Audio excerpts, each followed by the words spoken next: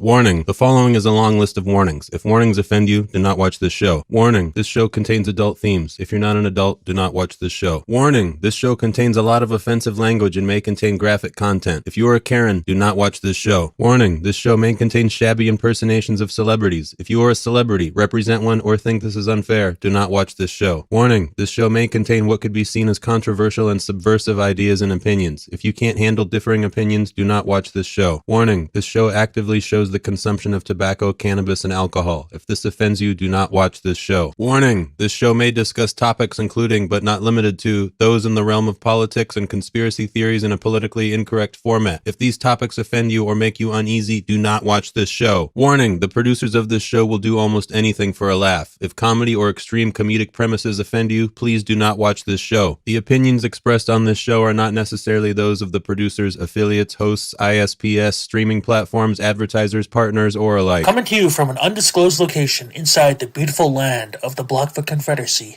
and Treaty 7 territory, Big Nate Productions presents Getting Laid with Nate.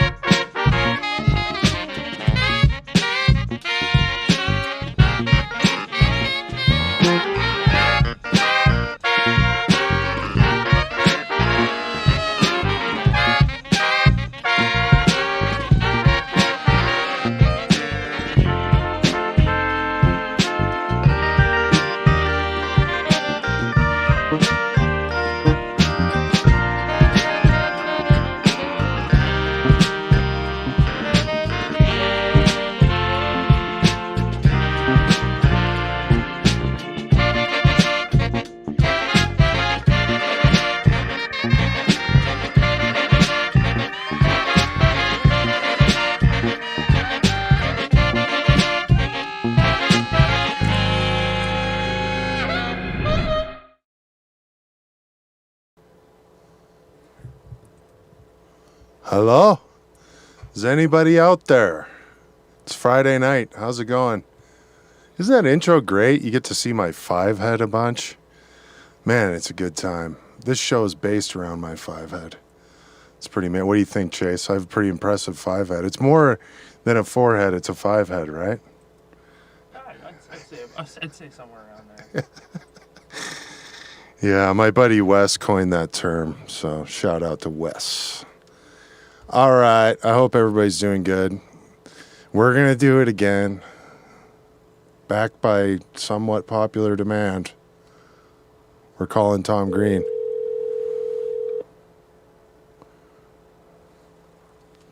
Hopefully he's drunk and he wants to talk. Shiny spots on the five head. You gotta love it. It's my FAS showing. Come on, Tom. Pick up the goddamn phone, motherfucker.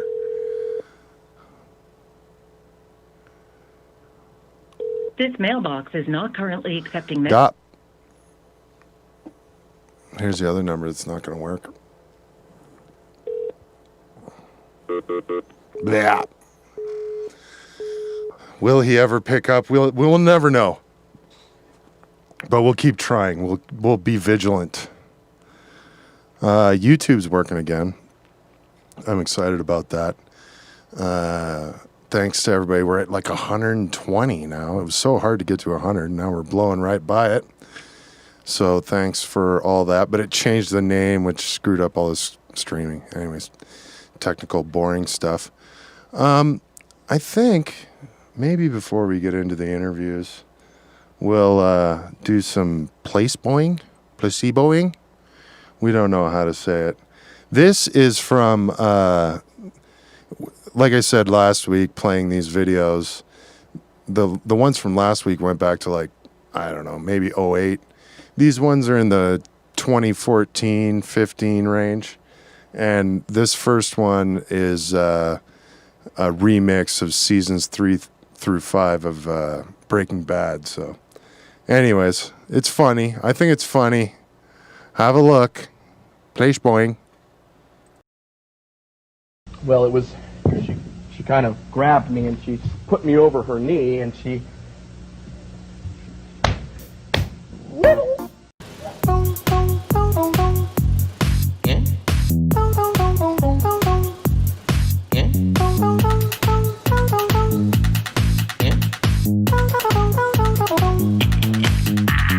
daddy and my mommy and my daddy and my mommy. Daddy and my mommy and my... Stop. Yeah. There's some Pinkman in the house.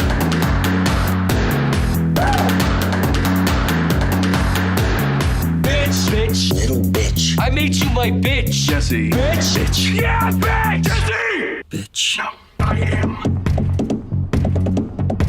the danger.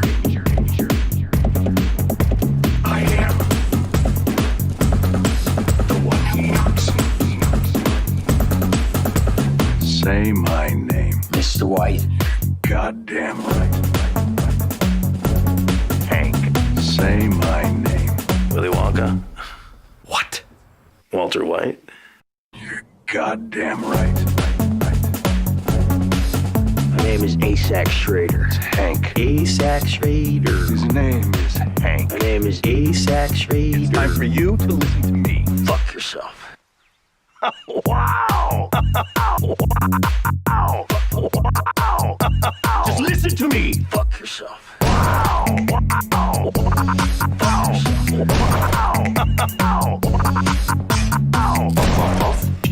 Puff, puff, puff, puff. Puff, puff, puff. Puff, puff, puff, puff. You are not the guy. You're not capable of being the guy. I had a guy, but now I don't. You are not the guy.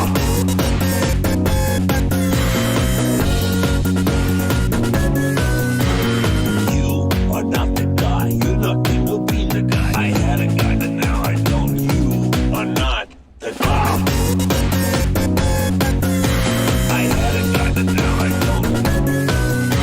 The guy. I had a guy, but now I don't. The guy.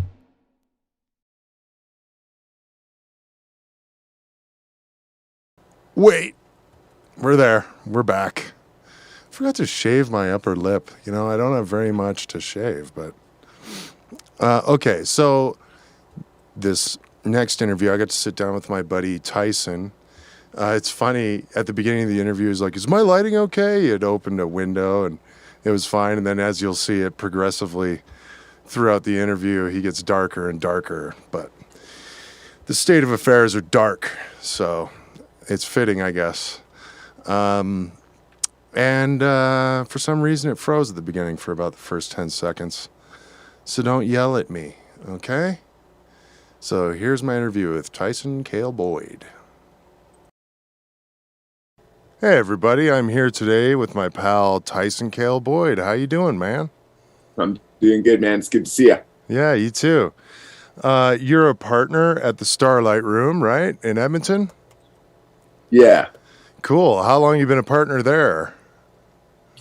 So our parent company, Concertworks, we basically took over. I guess, sorry, COVID times. Now dates escape me here. Yeah, no doubt, right? It's been just over 3 years now. Yeah, very cool. And for people that don't know, Concertworks is like the awesomest concert group in the province, I'd say. You guys bring in all the rad touring acts and stuff.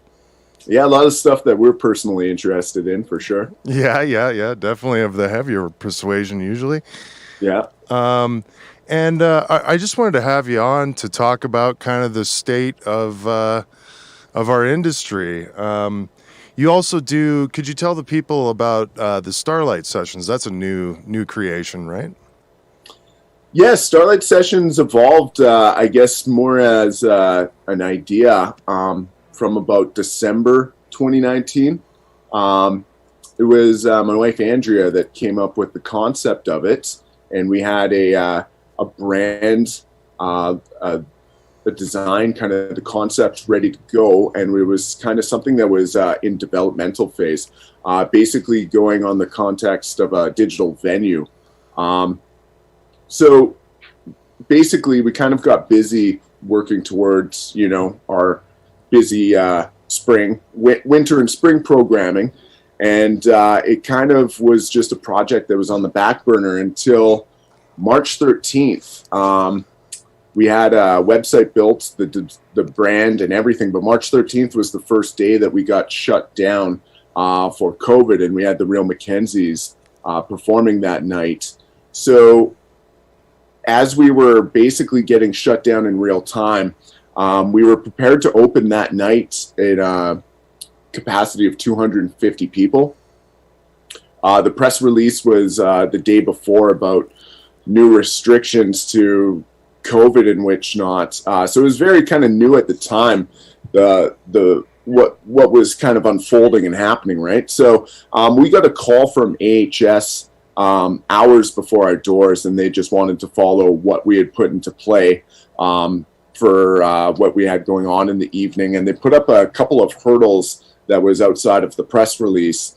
And one was a new concept at the time of everybody spaced apart 6 feet, and nobody was allowed to sing. It was so new at the time, we were all kind of working off of this press release on the Thursday about these restrictions. And as soon as they said that, we basically said we couldn't commit to that because it's a punk rock show, general admission, 250 people spaced out is not going to work at Starlight Room. So we just admitted truthfully that we couldn't possibly do that. And so we complied and we shut down that night to the public. But that was even, an hour and a half basically before the doors. So quickly we shifted gears and decided to stream the concert under the brand that was developing as Starlight Sessions. Sure. And from that night, that was the night that we got shut down. And then, after the weekend, it was, Monday the 16th and St. Patrick's Day on the Tuesday, that quite literally the whole venue hospitality industry was shut down. And we went to our place and isolated like everyone else and started working on creating the digital venue a little bit more, making it our focus, as we were then losing shows up to 2 weeks, and then it turned to a month, and then we basically lost our entire calendar. Yeah, the whole summer. The whole summer, the whole fall, basically all of 2020 past March 13th, all kind of dissolved right there. So we started streaming for a while.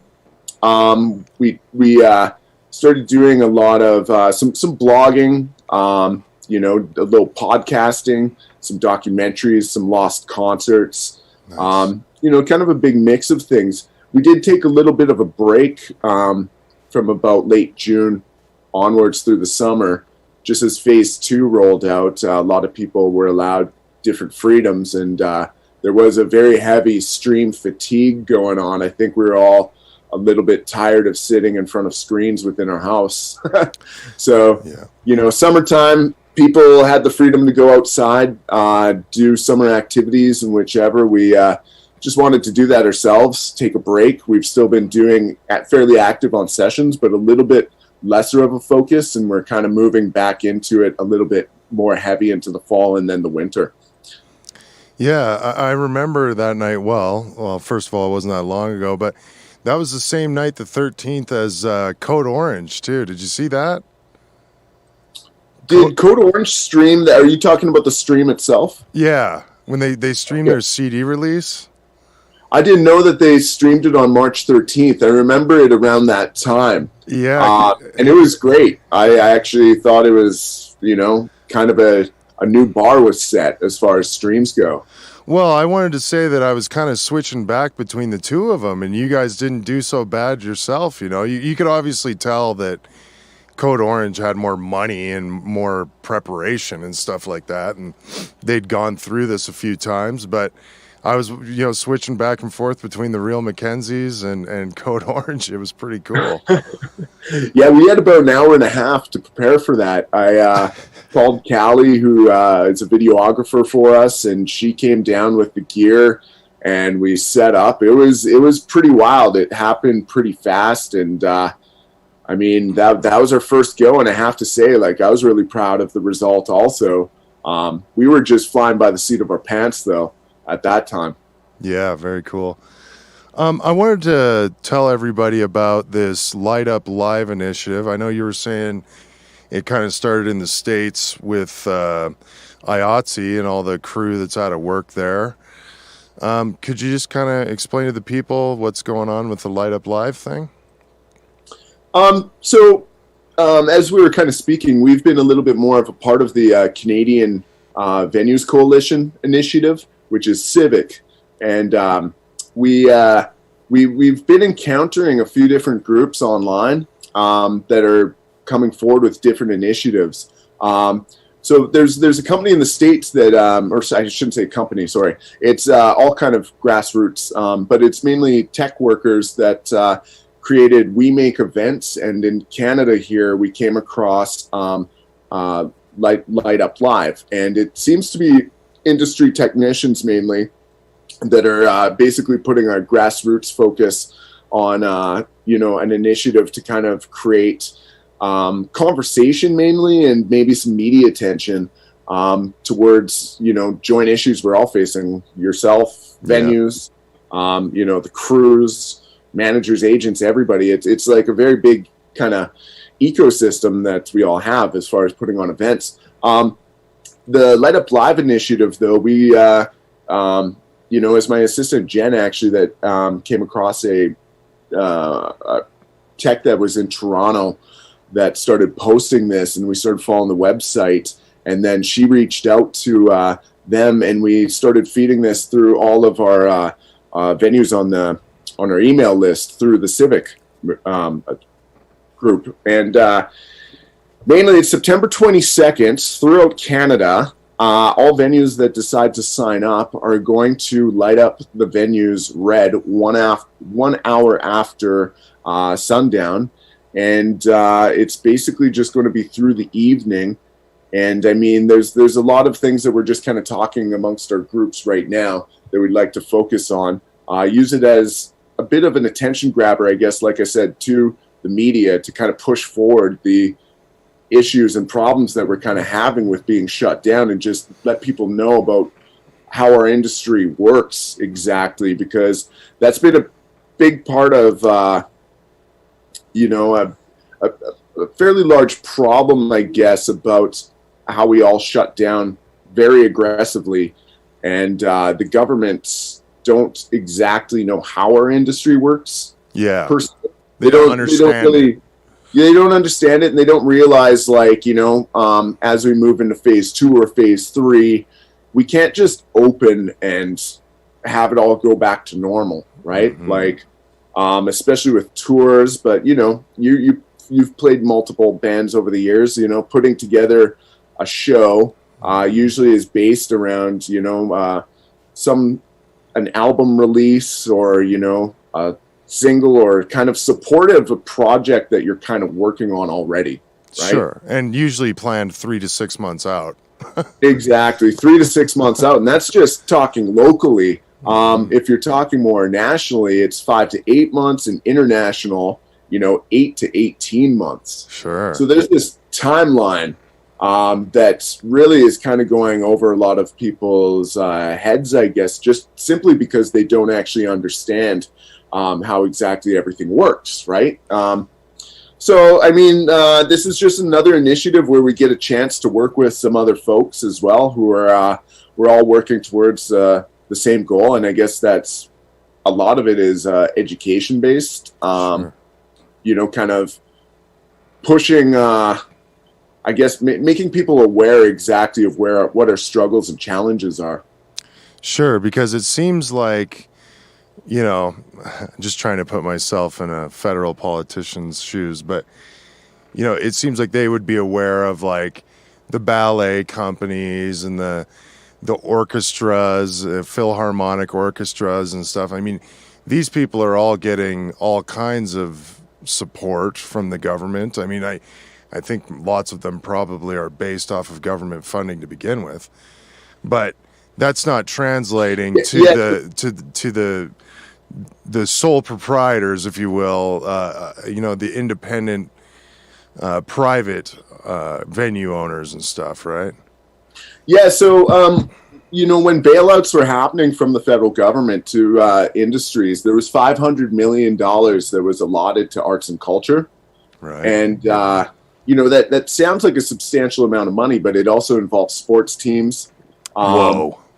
Yeah, so $480 million of that allotment went to associations, not-for-profits, and basically associations that had pre-existing relationships with government funding bodies. Sure. Right. So they had $20 million left for those who were not considered. And that is basically the entire for-profit music industry, right? Right. So that covers, every bar in every town. yeah, but even festivals, arenas, management companies, agencies, technicians, like it's very broad. So it was startling, to be honest, that it was not even a consideration, I guess. And then when we kind of pulled away at that a little bit, we just found that honestly, nobody really understood the industry, obviously, but also the for-profit music industry in a way has never quite been formalized, even though a lot of people have been advocating for it for a number of years, right? Sure. I know, like venues, especially in the last, I guess they've been struggling for a long time, but it feels especially hard in the last 10 years. And I know Calgary has experienced that heavily, in a few years leading up to COVID. Yes. You guys have lost a lot of venues. We had our fair share in Edmonton, where we've lost a pile of venues, and it's just, it's been a little bit of a slippery slope, and it's really hard to kind of maintain already. And then when COVID hit, they kind of took away everything. And I shouldn't say but COVID, we lost all of our shows. We lost our ability to kind of keep our head above water. And now we're just really stating that we need help. And, without help, this industry will quite possibly go away. It's not something, it's not a big industry of people, you know what I mean? Like, a lot of our knowledge is fairly specialized. Yeah. Right? And if we start having to look for other jobs and which not, like, chances are we're not going back. It's an industry that's largely a labor of love. You know what I mean? Sure. If we start figuring out consistent paychecks and benefits and which not, we're not coming back.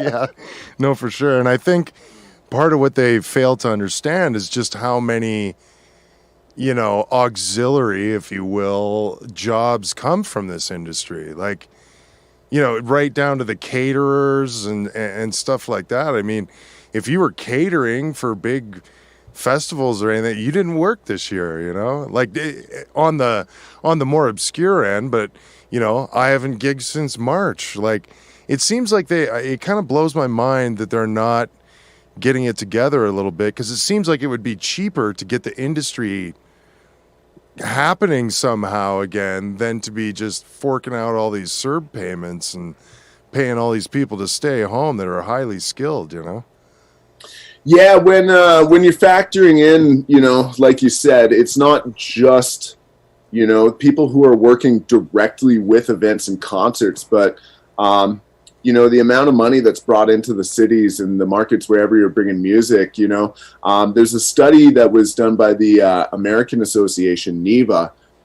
where it says basically $1 spent on live entertainment brings $7 to the surrounding community. And that is hotels, restaurants, businesses, whichever. Sure. I mean, I grew up in a smaller town in northern Alberta, and when you drive in to go see a concert, it's an event, right? Like, yeah, you are Armstrong. Sorry to cut you off, but Armstrong comes to mind. Like, I've been to that festival a few times, and it's like that whole town gets overrun with metalheads. They must love it. Absolutely. Yeah, typically there's a lot of small communities. I was just up north chatting with a friend, lives in Driftpile. Very small community out there. And Sounds like that it. is the area that has the North Country Fair, right? Ah, And, the North Country Fair brings in an excessive amount of money to, Slave Lake, Driftpile, Joussard, everywhere. And without it, these communities, they definitely feel it. So pardon my ignorance, that didn't happen this year? North Country Fair, no, it was third week of June. It's usually the solstice weekend. Right. So, Fuck. yeah, no, it didn't happen. I can't really think of, COVID hit before festival season, so. Yeah, no, it's wacky. Well, if people want to help in any kind of way, where can they go? What can they at least hashtag or something? Going to our website, maybe I can just kind of speak of the one that we kind of control here in Alberta, is supportcanadianvenues.ca. Okay. And we try to reciprocate, initiatives that are going on, like the Light Up Live and whichever. We have a newsletter that people could sign up for. And when there's anything, fairly important, we make sure to send out and let people know. They can follow the Support Canadian Venues socials, Facebook, Twitter, Instagram. Cool. It's been a little bit quiet through the summer. Sure. A lot of that is because government takes off on vacation through the summer. So Right. we're kind of focusing our efforts a little bit on kind of, getting to know venues and kind of the people in the background a little bit, as we kind of wait. If you looked on the website, we have been in limbo waiting for the results of this phase 2 consideration, which was released in July. Then the application process had started. Applications, I think they were finalized in, the deadline was around August 15th. And we've been kind of waiting for these applications to process, and then we'll have a better idea of what kind of support is going to be brought from this, I guess, third week to the end of September. It's with government, it's everything's a little bit of a process. It requires patience. Yeah. At the very least, yeah. Yeah. Well, hey man, thanks for fighting the good fight for everybody out there and trying to keep it going here. And best of luck up in Edmonton. And Thanks, dude. Thanks for coming on the show tonight. Thanks for your time. Yeah, I appreciate it, and I'm looking forward to gigging with you again here. Hopefully, as soon as safe can be. Exactly. Right on. Well, peace, man. We'll talk soon. All right, man.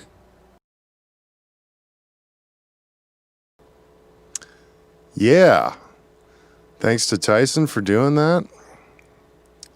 Fuck yeah, Tyson. We're gonna place pointing again. This one I think is, and I never watched Game of Thrones, but this is a remix of the first 2 seasons, I guess.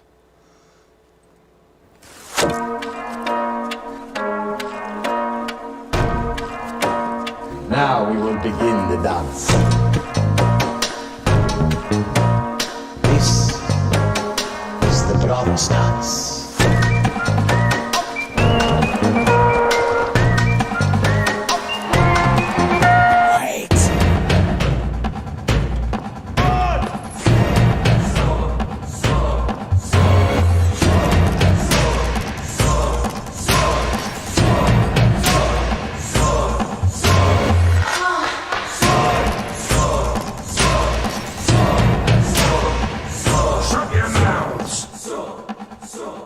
Enough.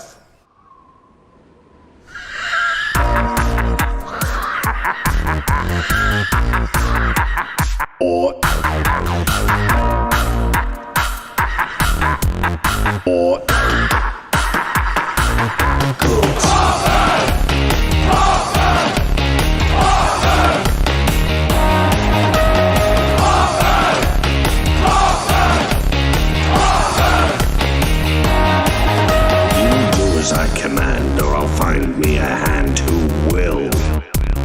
Lord Stark, you'll do as I command, or I'll find me a hand who will. Careful, careful, careful, Ned, careful now. Madness and stupidity. Easy, boy. You're speaking to the king.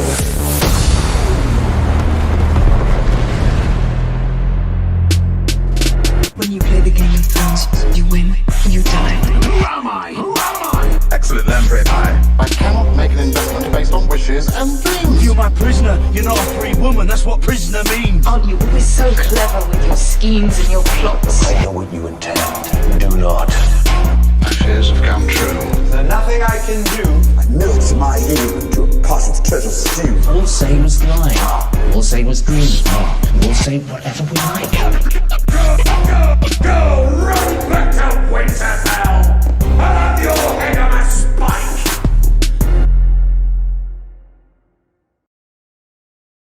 All right. Mixed reviews. Let's. I think we should play the next one. This is some True Detective. Anyways, like I said, this is like my art gallery. Okay. Yeah, I'm into this stuff right now. It's funny. This is obscure. Go for it.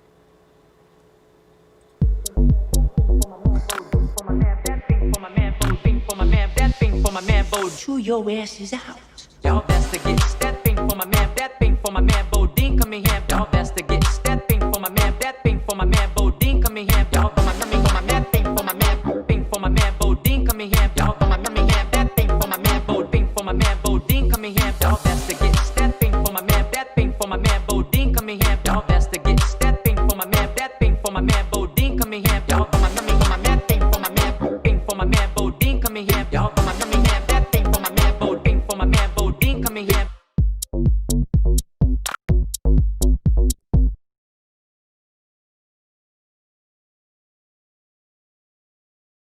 This hilarious. All right. So now I got to sit down with my pal Sacha. He's in Every Hour Kills. They just dropped this hot track. So check it out. All right, I'm here today with my buddy Sacha. How's it going today, man? Hey, man. It's going pretty all right. How you doing? Beautiful. Can't complain. Thanks for coming on the show. My pleasure. Thanks for asking. Yeah, I see that for people that don't know, Sacha plays in Every Hour Kills. They're a modern melodic metal band from here in Calgary. How's the COVID's treating you and Every Hour Kills?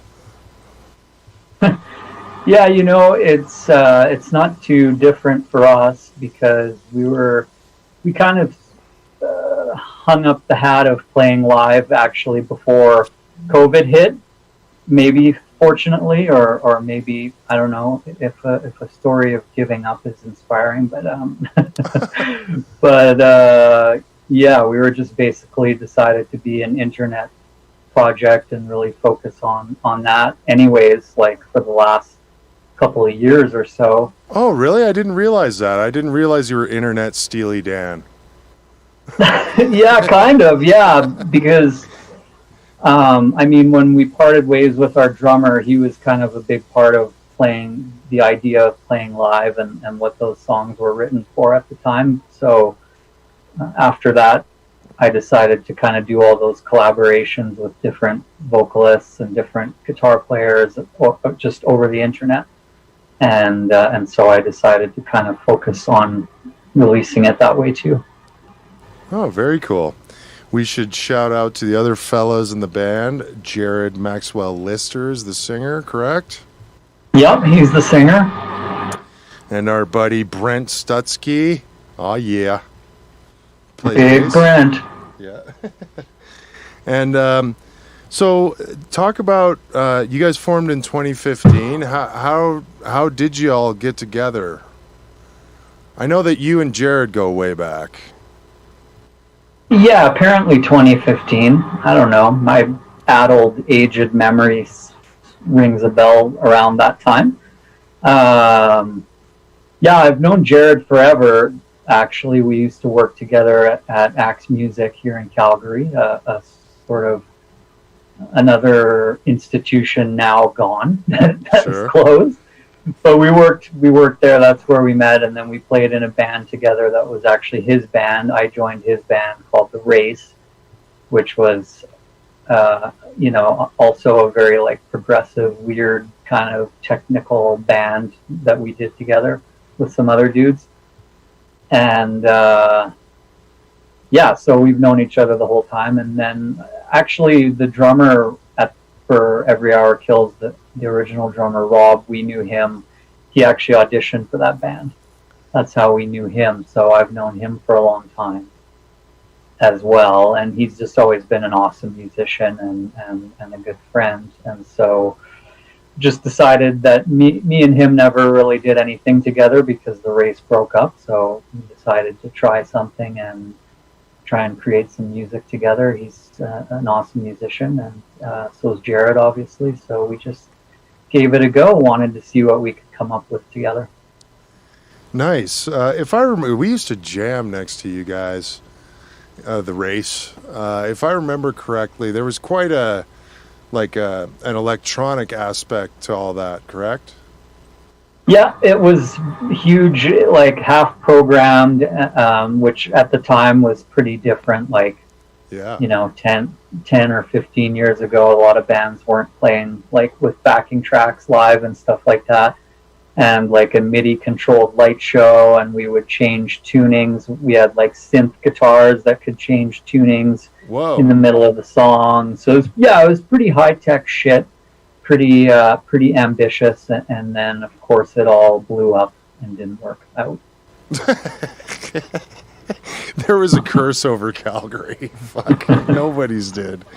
Do you think that influenced you to? Because I noticed there's a lot of those aspects in the Every Hour Kill stuff. Do you think have you always loved that stuff, or did the Race really bring it into focus, or? Yeah, no, it definitely influenced me, and the main guy, Gil, who was kind of doing all the synth work in that band, he really like kind of mentored me in how to record on a computer. Like I never really worked on a computer. I had like a fucking cassette 4-track or 8-track or whatever, and that's how I recorded back then. So he taught me how to record on a computer and like all about MIDI and all that kind of stuff. So he was a big inspiration on me. But musically, I was always into like really progressive stuff. Like I always loved like, Dream Theater and Cynic and bands with lots of crazy soundscapes and shit. So musically, I was always into that as well. Oh, very cool. Well, can you tell us about this video we're about to watch? This was just dropped on September 4th, right? Mm-hmm. It's called Anthelion, and it has a member from Threat Signal on it, right?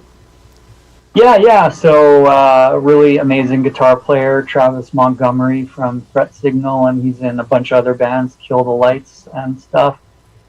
And I just had him on Facebook. We've chatted a couple times and always been a fan of his playing. So, just hit him up and asked if he wanted to be a part of it. So he agreed. Very cool. Let's check it out. Anthelion by Every Hour Kills.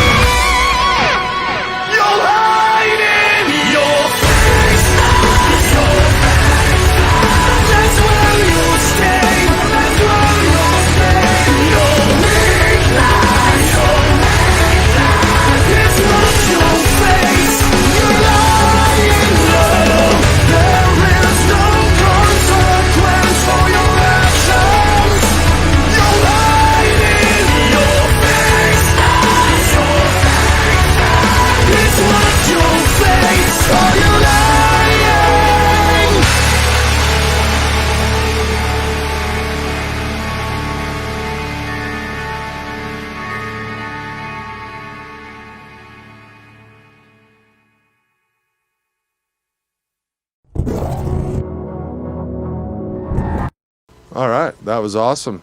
And Thelion by Every Hour Kills. Tell me, who put together the visuals for all that? Yeah, so that's another fella I know from the internet by the name of Imperious. Oh, yeah. And he's super talented. Nice. Isn't the internet great for that? Like, we've met art people and stuff like that, for band stuff.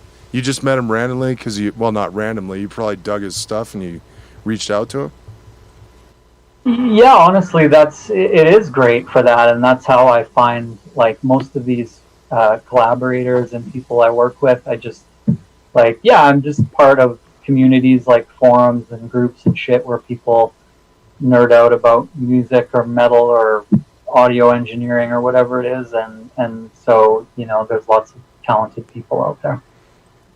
So I wanted to have you on because you've come up on the show quite a few times in the this will be 15th episodes that we've done.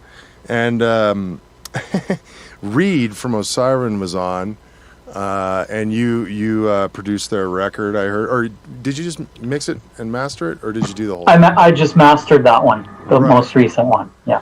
And he said, oh yeah, Sacha over there at Perfect Filth. And I was like, no, I thought it was Perfect Fifth. And then I went and looked, and it is Perfect Filth. And I was like, fuck, have I been reading wrong for the last 15 years? What the hell is going on here?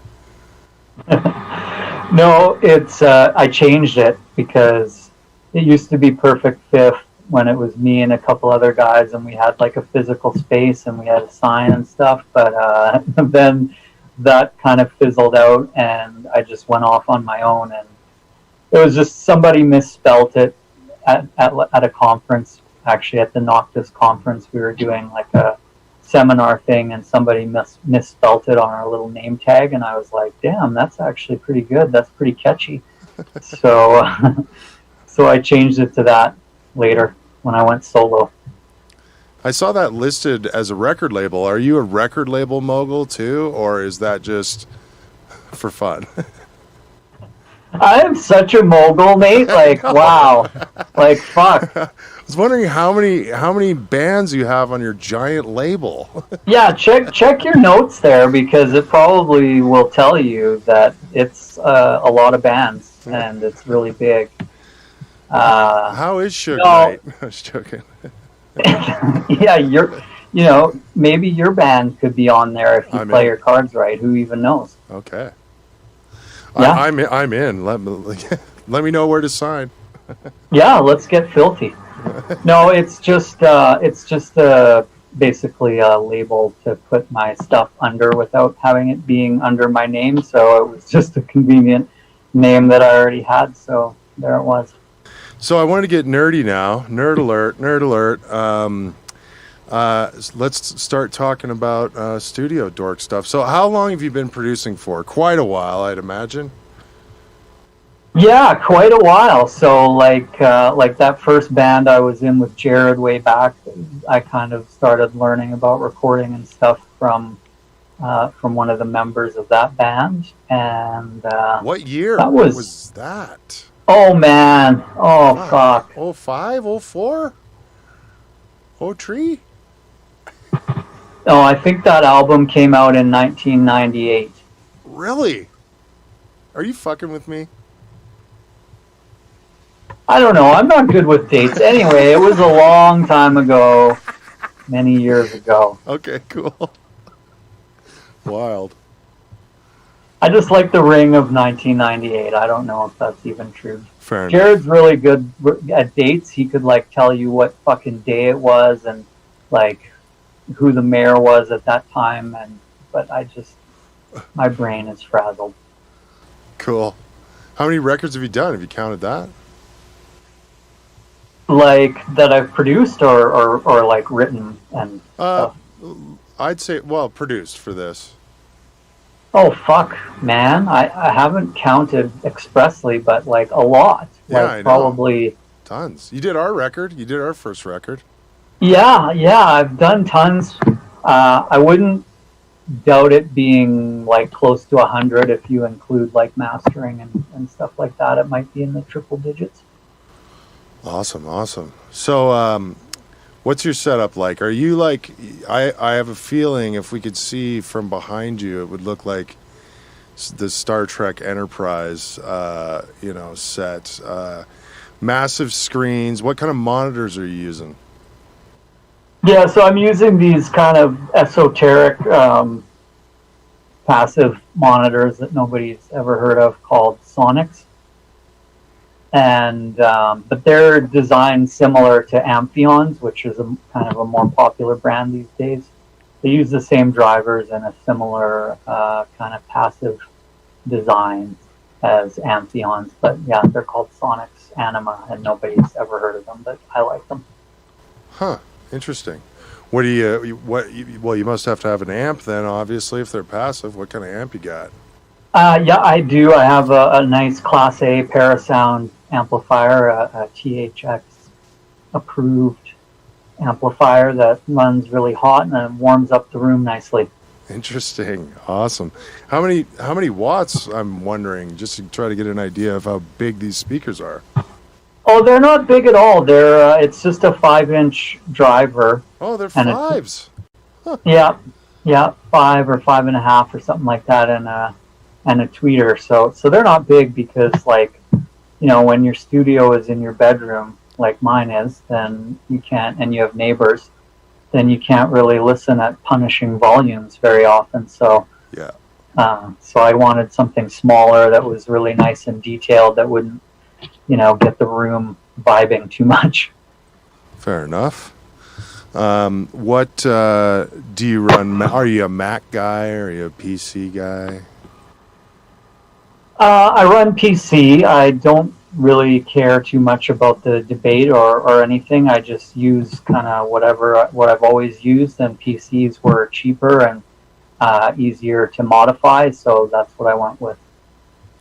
Fair enough. You still rocking the Cubase? You know what? I half am, but I've also been lately using Studio One. Interesting.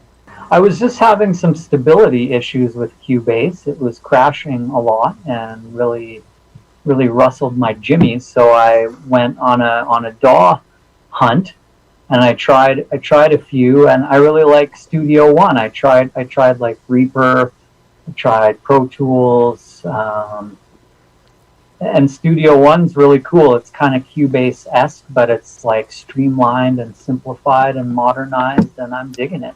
What's your favorite preamp?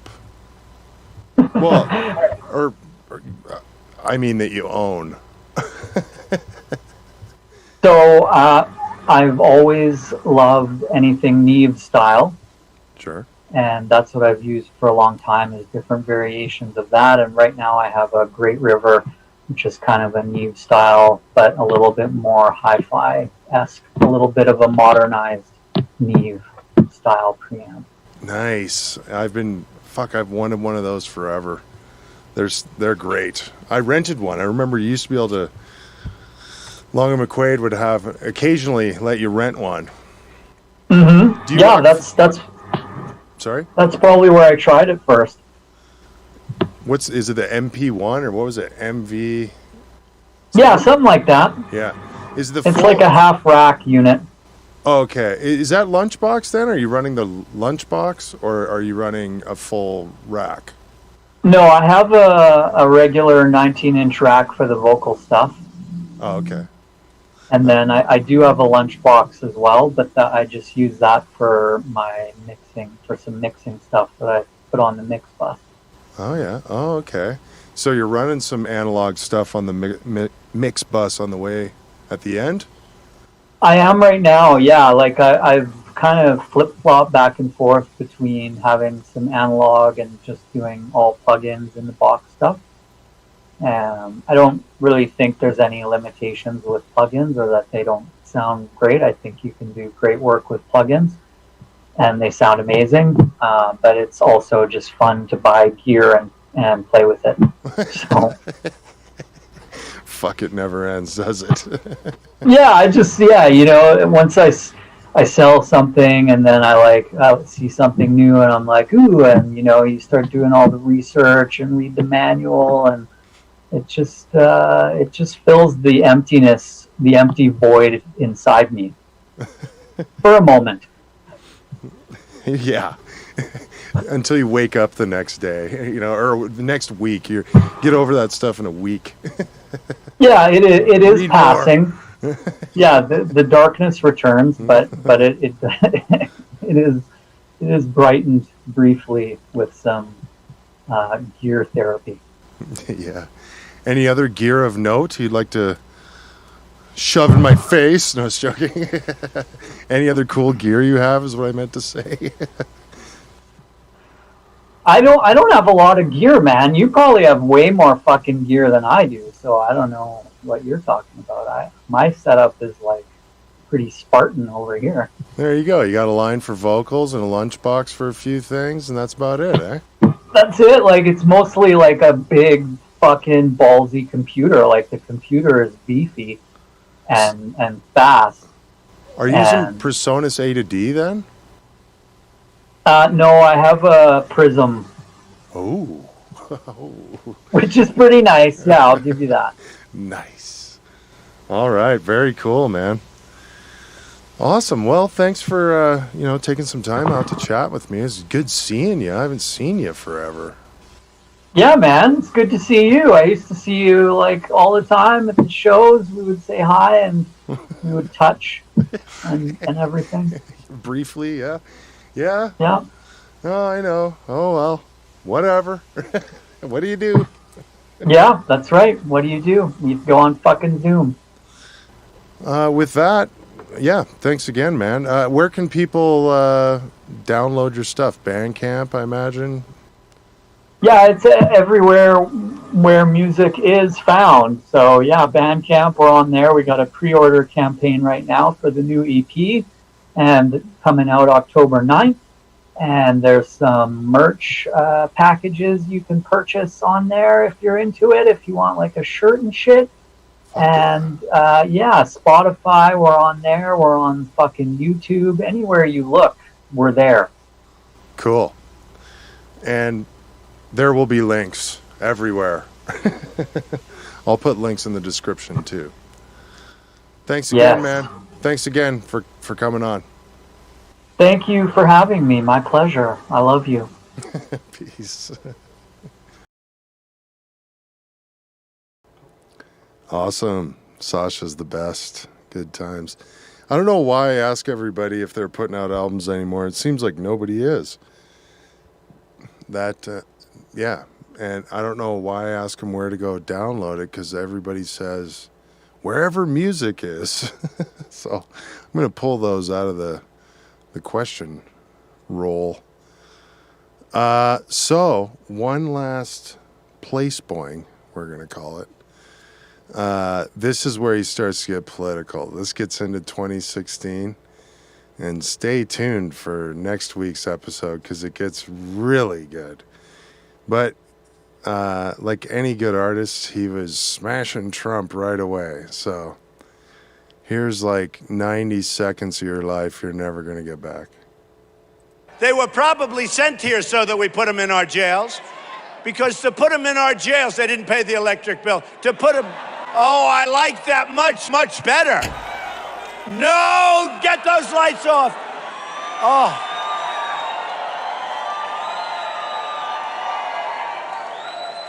Oh, that's so much better. Those lights were brutal. Turn them off. They're too bright. Turn them off. Turn them off. Better, right? Don't turn them on. Don't turn the lights on. Plus, we save on electricity, right? No! Get those lights off.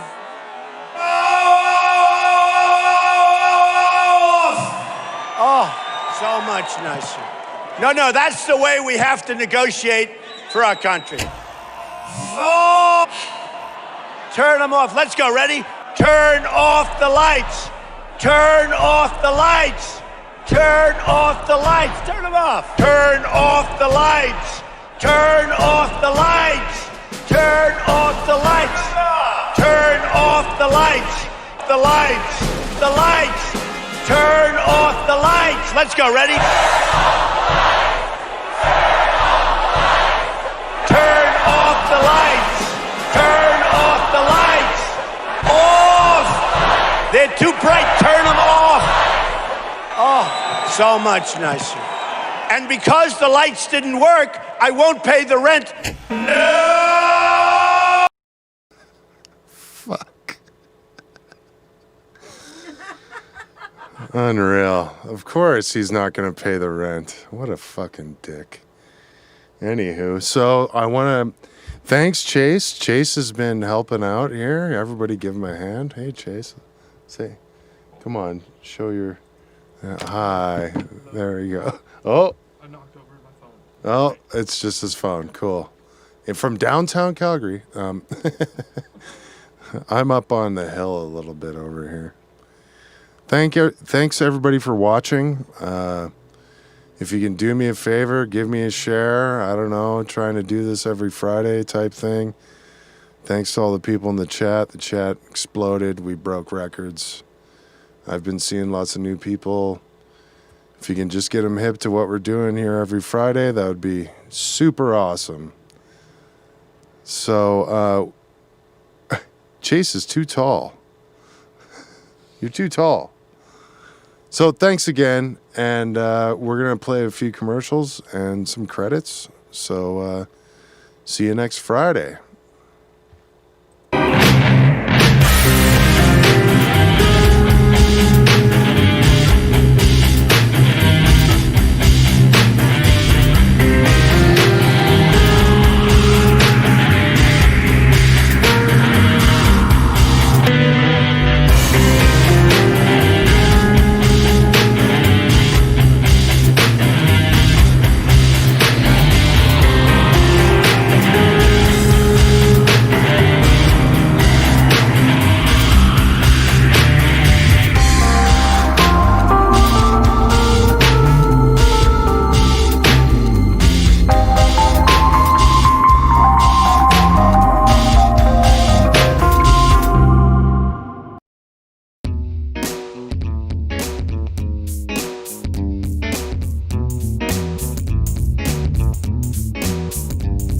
And thank you for trying to bring back that spirit. It's going to take lots of people pulling together to do it.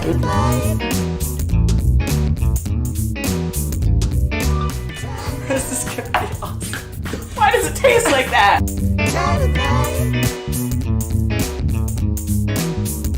We've never seen anything like that. You mean a Drag King?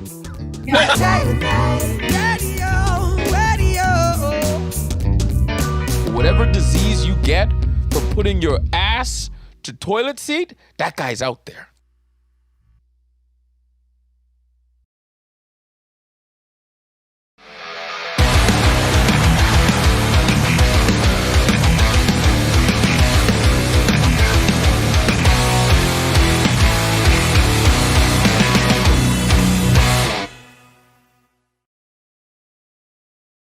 Your roof is an important part of keeping you and your family safe. No Pain Roofing guarantees no pains when it comes to repairing, replacing, and installing your roofing materials. We make exterior renovations painless. Visit nopainroofing.ca for more information.